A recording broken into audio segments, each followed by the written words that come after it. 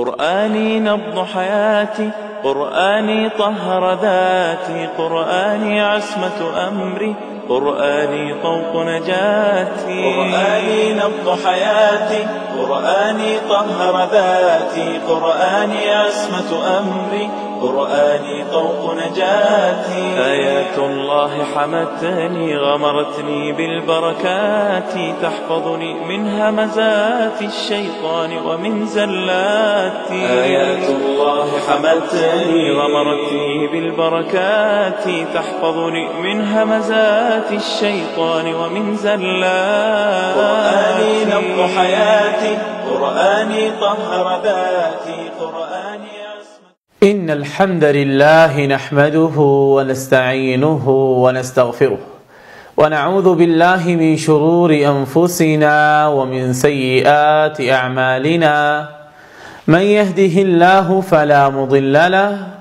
ومن يضلل فلا هادي له، وأشهد أن لا إله إلا الله وحده لا شريك له، وأشهد أن محمدًا عبده ورسوله. أما بعد، فإن خير الحديث كلام الله، وخير الهدي هدي محمد صلى الله عليه وسلم، وشر الأمور محدثاتها، وكل محدثة بدعة، وكل بدعة ضلالة، وكل ضلالة في النار. محترم برادران اسلام، توحید کا لغوی معنی کسی چیز کو ایک کرنا یا ایک جاننا ہے۔ اس معنی کی روح سے اللہ سبحانہ و تعالیٰ کی توحید کا معنی یہ ہے کہ اللہ سبحانہ و تعالیٰ کو ایک مانا جائے، اس کے ایک ہونے کا عقیدہ رکھا جائے، اور عقیدہ عقدہ سے ماخوذ ہے جو گرہ لگانے کے معنی میں مستعمل ہوتا ہے، لہذا اللہ سبحانہ و تعالیٰ کے ایک ہونے کا عقیدے سے مراد یہ ہے کہ بندہ اپنے دل کے اندر اللہ سبحانہ و تعالیٰ کی وحدانیت کی ایک مضبوط گرہ لگا لے، جس گرہ کو دنیا کی کوئی طاقت کھول نہ سکے، اور جس گرہ کا اثر زبان پہ بھی آئے، پھر زبان بھی اقرار کرے کہ اللہ سبحانہ و تعالیٰ ایک ہے، دل بھی اعتراف کرے کہ اللہ سبحانہ و تعالیٰ ایک ہے، اور انسان کا ہر کام اس بات کی گواہی دے کہ اللہ سبحانہ و تعالیٰ ایک ہے۔ توحید کا شرعی معنی افراد اللہ تعالی بما يختص به من الربوبیت والالوہیت والاسماء والصفات۔ ربوبیت میں، الوہیت میں، اسماء و صفات میں جو خاص ہیں اللہ سبحانہ و تعالیٰ کے لیے، اللہ سبحانہ و تعالیٰ کو ایک جانا اور ایک مانا جائے۔ اور اس تعریف سے ہمارے سامنے توحید کی تین اقسام آ رہی ہیں، جن کو اگر کوئی انسان صحیح فہم کے ساتھ قبول کر لے تو وہ کامل توحید کی نعمت سے سرفراز ہو سکتا ہے۔ البتہ توحید کی ان تین اقسام کا ذکر ہم تفصیل کے ساتھ علیحدہ سے کریں گے، لیکن آج ہم اس توحید کی اہمیت بیان کریں گے، اس کی فضیلت بیان کریں گے، شاید کہ یہ غافل قوم جاگ اٹھے، شاید یہ قوم اس توحید کے محاسن جاننے کے بعد اس کی طرف دعوت دینا شروع کر دے۔ البتہ امت اسلام بنی آدم کی تخلیق ہی اس لیے کی گئی ہے کہ وہ خالص اللہ سبحانہ و تعالیٰ کی عبادت کرے۔ رب کا فرمان ہے وَمَا خَلَقْتُ الْجِنَّ وَالْإِنسَ إِلَّا لِيَعْبُدُونَ، اور میں نے جنات اور انسانوں کو محض اسی لیے پیدا کیا کہ وہ صرف میری ہی عبادت کرے، بلکہ اللہ سبحانہ و تعالیٰ نے ہر امت میں اپنا رسول بھیجا کہ اپنی قوم کو میری عبادت کی طرف بلاؤ.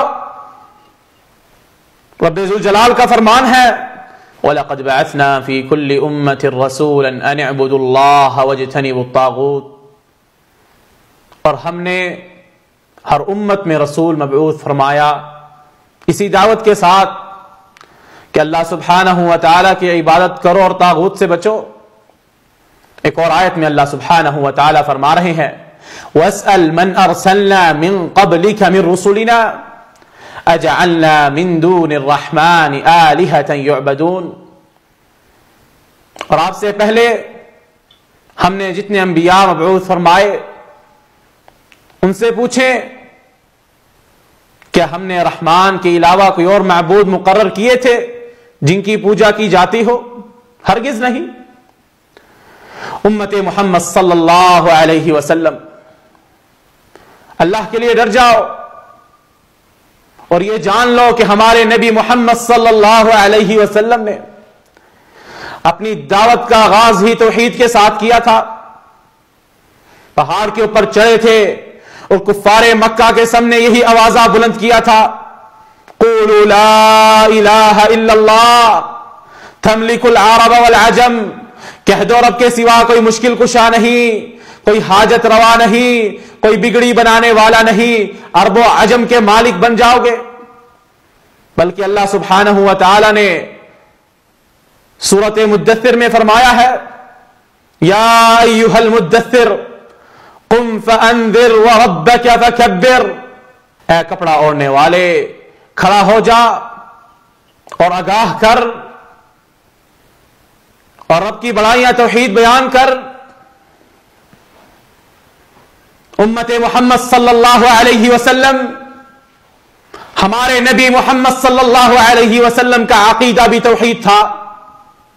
سنو اللہ سبحانہ و تعالی کیا فرما رہے ہیں قل ان صلاتي ونسكي ومحياي ومماتي لله رب العالمین. اے محمد صلی اللہ علیہ وسلم آپ کہہ دیجئے کہ میری نماز اور ساری عبادات اور میرا جینا اور مرنا سارا اللہ سبحانہ و تعالی کے لیے ہے جو ساری جہانوں کا مالک ہے. یہ ہے توحید کی عظمت. بلکہ انبیاء کرام رضوان اللہ علیہم اجمعین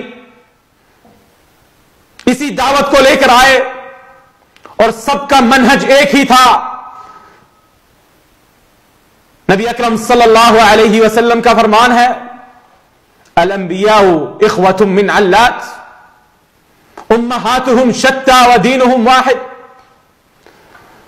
انبیاء کرام علاتی بھائی ہیں، ان کی مائیں مختلف ہے اور ان کا دین ایک ہے. یعنی سب کے سب موحد تھے اور توحید کی دعوت لے کر آئے تھے. ہاں فروعی مسائل میں ان کی شرائع مختلف تھی. یہ ہے توحید کی فضیلت پیارے ساتھیوں، اور اس سے ہی ہر عقل مند انسان کو اس کی اہمیت بھی سمجھ آ جائے گی. توحید کی دعوت کے بارے میں کیا کہنا کہ نبی اکرم صلی اللہ علیہ وسلم نے آخری لمحات تک اس کی دعوت دی. آپ صلی اللہ علیہ وسلم آخری لحظات میں تھے جب آپ صلی اللہ علیہ وسلم نے فرمایا تھا لعن اللہ الیہود والنصارى اتخذوا قبور انبیائہم مساجدا. رب کی لعنت ہو یہود و نصارہ پر، انہوں نے اپنے انبیاء کی قبروں کو مساجد بنا لیا ہے. بلکہ آپ صلی اللہ علیہ وسلم نے یہ دعا بھی مانگی تھی اللہم لا تجعل قبری وثنا یعبد. اے اللہ میری قبر کو وثن پوج گاہ نہ بنا دینا کہ لوگ اس کی آگے عبادت کریں. اسی لیے ہم اپنے ان احباب سے گزارش کرتے ہیں جنہوں نے توحید کی دعوت سے منہ موڑ لیا ہے، جنہوں نے توحید کو چھوڑ دیا ہے، کہ ذرا غور کرو پیارے، آپ کتنے عظیم گناہ کا ارتکاب کر بیٹھے ہو، کتنے عظیم جرم میں مبتلا ہو گئے ہو. امت اسلام عمل عظیم سے عظیم کیوں نہ ہو، سب سے عظیم عمل ایک ہی ہے، وہ توحید ہے۔ حتیٰ کہ جہاد جیسے عظیم عمل کی بھی ہدف یہی ہے کہ رب کی توحید کو پھیلایا جائے۔ محمد صلی اللہ علیہ وسلم نے فرمایا تھا من قاتل لتكون كلمة الله هي العليا فهو في سبيل اللہ، جس نے اس لیے قتال کیا کہ رب کا کلمہ بلند ہو، بس صرف وہی رب کی راہ میں قتال کر رہا ہے۔ رب سے دعا ہے کہ اللہ سبحانہ و تعالی ہمیں توحید کی سمجھ عطا فرمائے، توحید پر چلنے کی توفیق عطا فرمائے، توحید کی دعوت دینے کی توفیق عطا فرمائے۔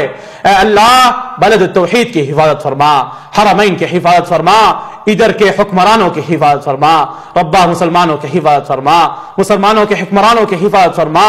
اے اللہ حق پر قائم رکھنا، حق پر دائم رکھنا، حق کی دعوت دینے کی توفیق عطا فرمانا۔ اقول قولی ھذا واستغفر اللہ لی ولکم فاستغفروہ وتوبوا الیہ ان ربی ھو الغفور الرحیم۔